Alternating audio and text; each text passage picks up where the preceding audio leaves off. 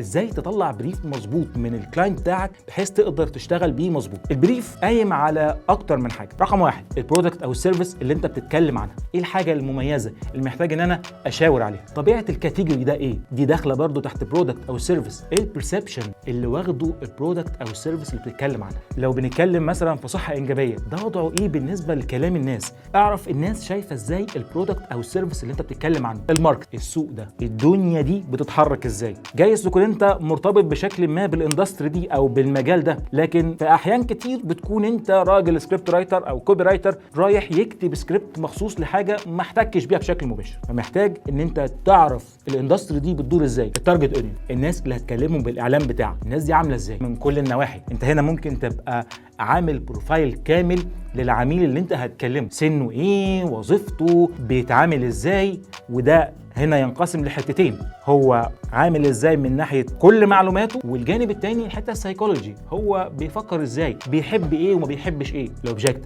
انا بكتب السكريبت ده ليه، عايز احقق منه ايه، انا عايز في الاخر من السكريبت ده احقق نتيجه، انا حققت نتيجه اللي انا كنت عايز اشتغل عشانها ولا لا.